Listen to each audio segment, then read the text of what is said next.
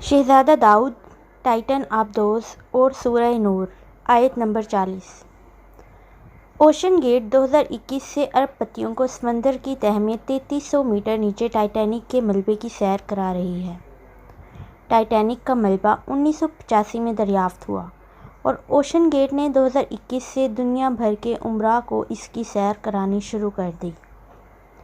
شہزادہ داؤد اور سلیمان داؤد 18 جون کو ٹائٹن میں سوار ہوئے اور آبدوز پانی میں اتر گئی۔ 1 گھنٹہ 45 منٹ بعد آبدوز کا کنٹرول روم سے رابطہ ٹوٹ گیا۔ آج تک کی تحقیقات کے مطابق آبدوز پونے 2 گھنٹے بعد دھماکے سے پھٹ گئی تھی اور یہ زون 3000 میٹر کی گہرائی میں موجود ہے۔ آبدوز کی دم اور لینڈنگ فریم ٹائٹینک کے ملبے سے 1600 فٹ کے فاصلے سے ملا، تاہم لاشیں غائب تھیں اور یہ لاشیں زیر دست کسی ٹیکنالوجی کی مدد سے دریافت نہیں ہو سکتیں۔ کیوں نہیں ہو سکتیں؟ چنانچہ پوری دنیا کے میڈیا نے یہ خبر اٹھا لی۔ دنیا جہان کے بحری ماہرین بھی سامنے آئے اور دنیا کو پہلی مرتبہ پتہ چلا سمندر میں تہہ در تہہ ویوز موجود ہوتی ہیں۔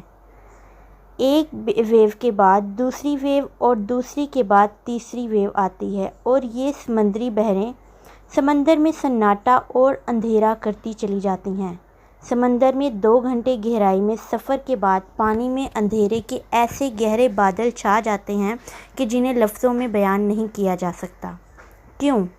کیونکہ یہ اندھیرا دنیا کے کسی بھی مقام پر انسان کے تجربے میں نہیں آتا۔ بحری ماہرین اس اندھیرے کو پچ ڈارکنیس کہتے ہیں اور یہ اندھیرا اتنا گہرا ہوتا ہے کہ انسان دوسرے ہاتھ کو بھی ٹٹول نہیں سکتا۔ ہمیں یہ جاننے کے لیے سورہ نور کی آیت نمبر 40 پڑھنا پڑے گی۔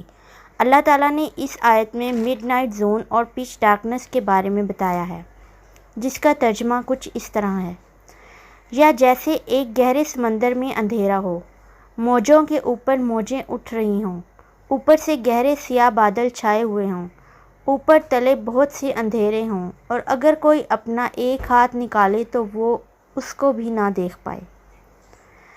آپ یہ آیت دوبارہ پڑھیں اور اس کے بعد ٹائٹن آبدوز کے سانحے پر ماہرین کی رائے بھی دوبارہ سنیں اور پھر آپ اپنے آپ سے سوال کریں: آج سے 1400 سال پہلے جب انسان سمندر میں 3 میٹر سے زیادہ گہرائی میں نہیں گیا تھا، اس وقت قرآن مجید میں کس نے ڈکلیئر کیا سمندر میں موجوں کے اوپر موجیں ہوتی ہیں اور یہ گہرے سیاہ بادلوں کی طرح ہر چیز کو ڈھانپ لیتی ہیں؟ یہ ایک ایسا اندھیرا تخلیق کر دیتی ہیں جس میں ایک ہاتھ دوسرے ہاتھ کو شناخت نہیں کر سکتا۔ یہ حقیقت 1400 سال پہلے کس طرح معلوم ہو گئی؟ دنیا 1985 میں ٹائٹینک کا ملبہ تلاش کر پائی، جبکہ اللہ تعالیٰ نے 6 ہجری میں ہی بتا دیا تھا۔ ہم سمندر میں موج کے اوپر موج چلاتے ہیں، یہ موجیں گہرے بادلوں جیسی ہوتی ہیں، یہ ایک ایسی پچ ڈارکنیس تخلیق کر دیتی ہیں جس میں بینائی بھی جواب دے جاتی ہے اور ٹائٹن اس پچ ڈارکنیس میں گم ہوئی یا تباہ ہو گئی۔ کیا یہ محض اتفاق تھا؟ میں نے اس آیت کا بار بار مطالعہ کیا اور میری آنکھیں آنسوؤں سے لبریز ہو گئیں اور میں نے اللہ تعالیٰ کا شکر ادا کیا کہ اس نے مجھے اپنے اس دین میں پیدا کیا جس نے دنیا کو 1400 سال پہلے پچ ڈارکنیس، موج کے اوپر موج اور پھر اندھیرے کے بادلوں کے بارے میں اطلاع دے دی تھی، اور ساتھ یہ بھی فرما دیا تھا کہ اللہ جس کو روشنی نہ دے اسے کبھی روشنی نصیب نہیں ہوتی۔ اور مجھے ساتھ ہی یہ بھی محسوس ہوا کہ اللہ تعالیٰ نے شاید دنیا کو اپنی آیات کی طرف متوجہ کرنے کے لیے ہی ٹائٹینک اور ٹائٹن کو ڈبویا تاکہ لوگوں کو اس کا پیغام پہنچ سکے۔ شاید اللہ تعالیٰ اس سانحے کے ذریعے عالم اسلام کو یہ اطلاع دینا چاہتے ہوں کہ تم لوگ بلا وجہ احساس کمتری کا شکار ہو اور اس احساس کمتری میں ان لوگوں کی طرف دیکھ رہے ہو جنہیں اللہ نے ایمان کی روشنی سے محروم رکھا ہوا ہے۔ تم ان لوگوں کی طرف نہ دیکھو اور صرف اپنے رب کی طرف متوجہ ہو جاؤ، تمہارے حالات صرف وہی بدلے گا۔